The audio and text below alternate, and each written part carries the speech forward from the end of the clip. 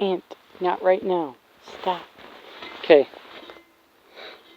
So, what was it? I was thinking a bit ago about, some of the complaining of oppression and things like that, you know. It comes up from time to time for some reason. And sometimes I'll just, play around with the oppression Olympics points. Just to see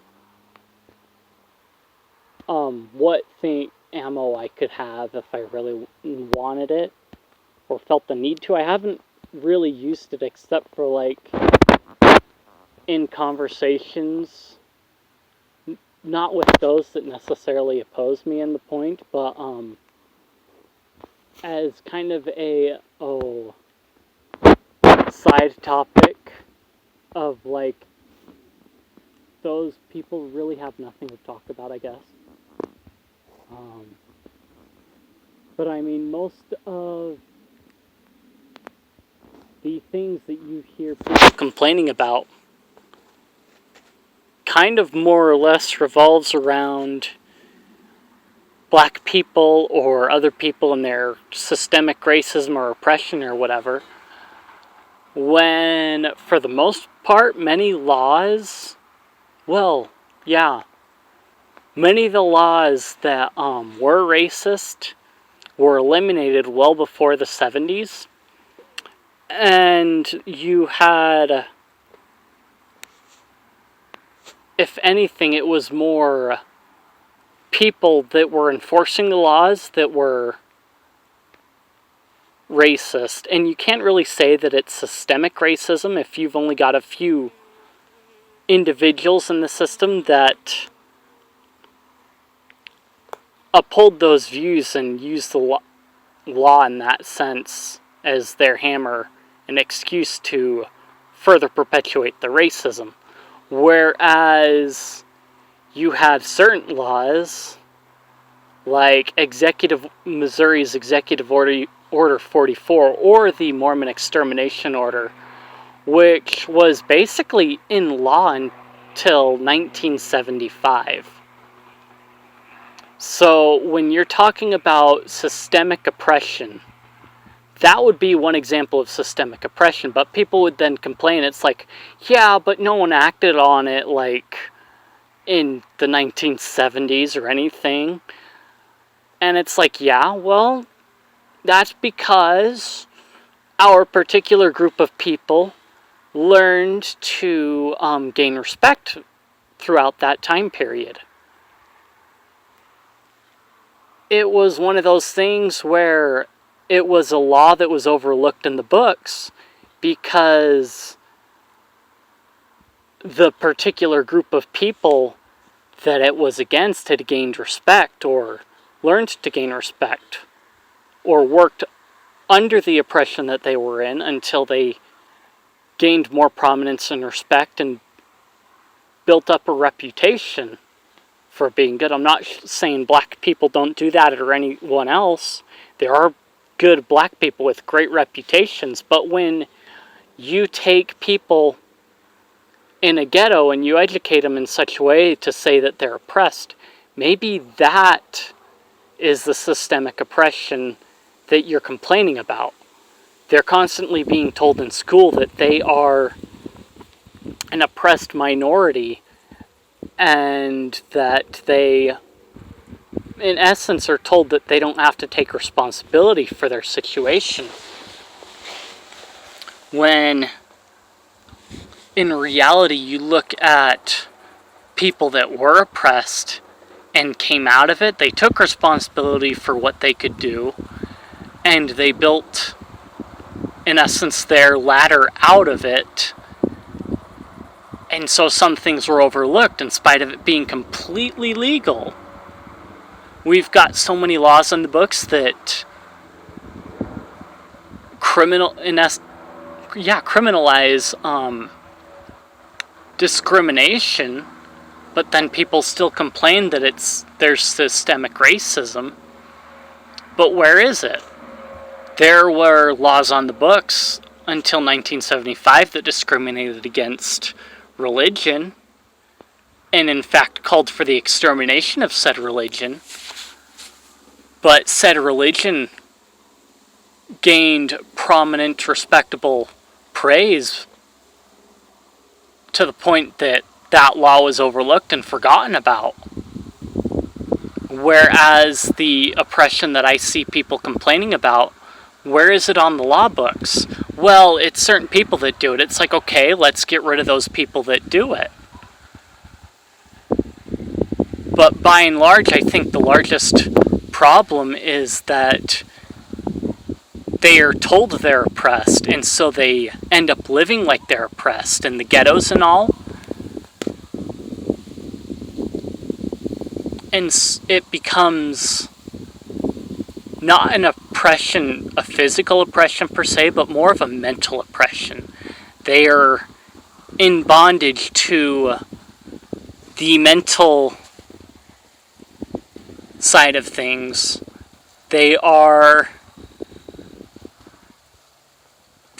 bound down by the ideas that they are a second-rate class of people and that everyone treats them that way, or this certain class of people treat them as second-rate citizens, when that's really not the case. And if they were to actually go change their venue somewhat, that they would find that maybe I was taught wrong, but that can also be a challenge to change, because if you've been taught wrong for like your growing period, then it's kind of stuck in your head that that's the way things are.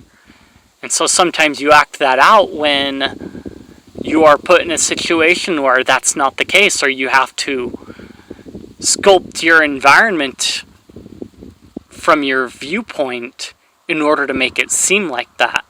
You look at these people that argue everything's sexist, everything's racist, and that's what they're doing, is they are pointing out like these minute little things that were never intended to cause offense, and they're taking offense at it. There is, I'm not sure if he originally said it, but Gordon B. Hinckley said that only a fool takes offense where none was intended. So these people that take offense at like every knick-knack thing, either A, they're stupid, which they are, or B, they're doing it on purpose to cause division. So whoever it is that is pushing this idea of certain races of people being oppressed, when there are no laws on the books to state it, and you can ask them, it's like, how? And when they can't quantify or tell you in what ways that it is prejudiced against them or some group, it kind of has to make you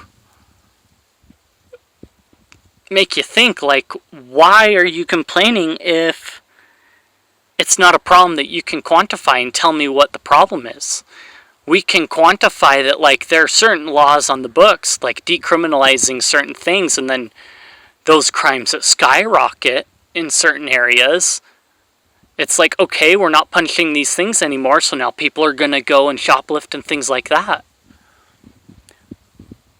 And so, or when you decriminalize it and you all of a sudden shoplifting skyrockets and prices have to skyrocket, it's like, do you not think that maybe you made a bad move and maybe you should enforce the law and pull those laws out of the books or recriminalize those things so that people are discouraged from doing it? Well, people would do it anyway. Yeah, criminals are going to do whatever if they can get away with it. But you'll have less people that'll do it because there's some people that are on the fence about it. But if you give them the opportunity to where there won't be any repercussions for it, they're going to do it because, well, they're definitely not going to get caught. Whereas the chance of getting caught will keep some people from doing it, the more honest side. And in general, the honest people overall are not going to do it, period. But they may move from that area to a nice area where there are more honest people, which is why you get some of the gentrification, is that you get these people that are less honest, and so they push out the honest people to go somewhere else. So the ghettos get worse instead of better because, one, you've encouraged behavior, or there's certain behavior that discourages law enforcement from going in, or no-go zones or whatever, that the crime keeps going, and so the honest, good people, if they can, will leave because they don't want to be embroiled in that stuff. Whereas if you found a way to encourage good and honest people to invest in those areas, then maybe you would have less issues. But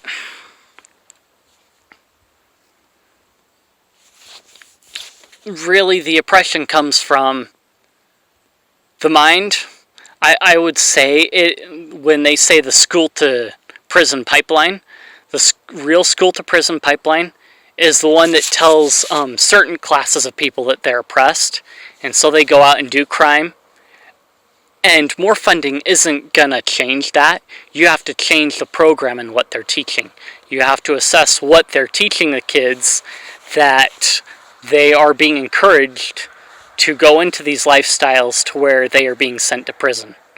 It's just like the school to student debt pipeline. All the kids are encouraged to go to college, they get student debt, and then they end up working it off for the rest of their lives. So it's kind of, yeah. Anyway, yeah, that's that. Yeah, oppression. I think I could gain a few points on that if I really played it. I kind of go in like I'm going to play it and pretend like it, but I never really do. Unless I'm like using my own personal experience. But most of these people that claim oppression, yeah, they're really narrow-minded. They claim oppression on things that they don't seem to understand and things like that. So yeah, I will end it here. I do have a cool Discord and that kind of thing. If you want to check that out, that'll be linked down below. And then I've also got a couple other things that I'm working on. I have a PeerTube instance, but I've already pretty much run out of space on it, so I need to find a different place where I can host that. And I think I've found somewhere that I can. I just need to get the money. So if you want to help with that, that would be great. Yeah, Subscribe Star and that stuff will be there, so you can sub to that and all that. And yeah.